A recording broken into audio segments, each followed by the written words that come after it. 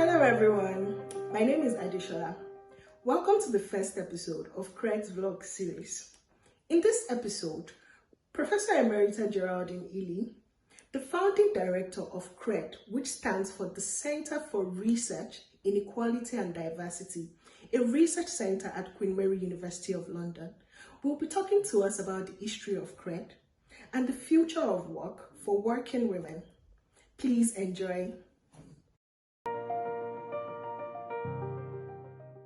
The vision is related to how it all began. I joined in 2004. Jill Curtin, now Professor Jill Curtin, was already at Queen Mary. Mustafa Özbilgin joined with me, and in 2005, Professor Mike Noon joined.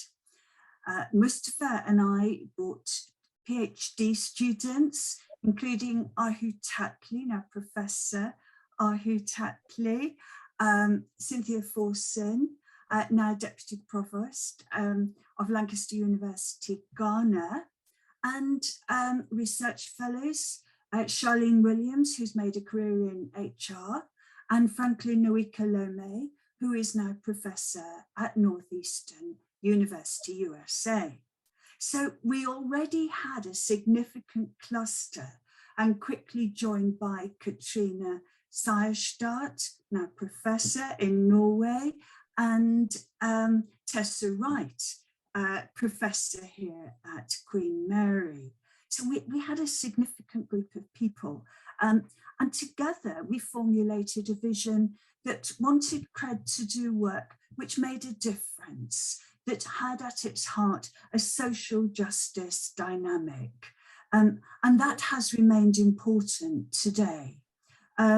So our vision as well was to create opportunities for researchers who worked on equality and diversity, build their reputations alongside the reputation of CRED, because having an institutional identity was very important in outward looking. And we hoped also that inward we would provide a nurturing environment to help people's careers and develop their research and the message that their research had.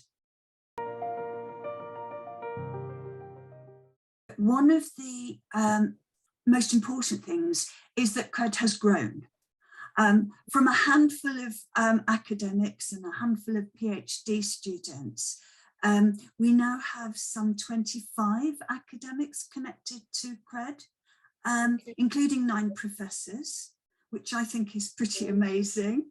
But alongside that, we have in the region of 25 PhD students. So again, that's really, really important in terms of the growth of the field of study. So a lot of our PhD students have gone out into different universities or different aspects of work, and in different ways are spreading the word and the values of CRED within that. I'm reminded that that's so difficult to answer because having worked in the field for a long time and alongside others tried to use my research to make a difference. And what we do see are small changes, but at the same time, we see a resilience of inequality, and that has continued. So there's positive aspects and quite depressing aspects of work on research and equality when we don't see change.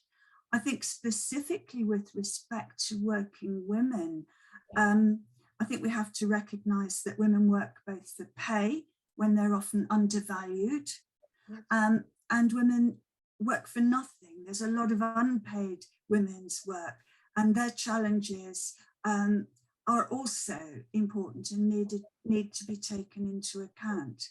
Yes. I think one of the big challenges are the intersectional differences between women.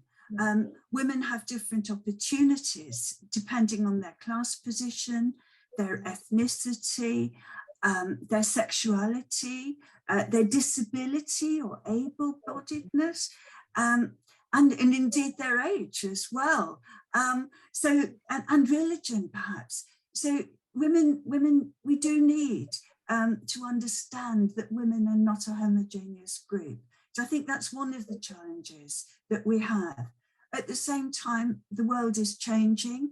I think CRED's done a brilliant job in exposing some of the issues around inequality and COVID-19. We see continual pressure in relation to women, but also men, as a result of migration. And early on, we were concerned with migration, but migration and the challenges faced by women migrants is considerable and is likely to grow.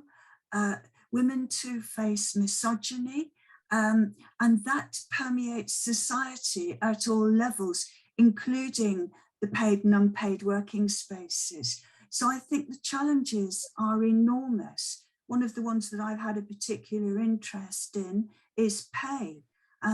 Women are undervalued, women are underpaid, women have fewer opportunities to influence at the top of organisations, and women face stereotypes. So we have a lot of challenges that we're facing, and I've mentioned only a fraction of them, but many more I think we have to work at collectively to seek to overcome. Thank you very much, Adeshola, for interviewing me today. That's an honour for me, and I wish you much luck and fun with your PhD.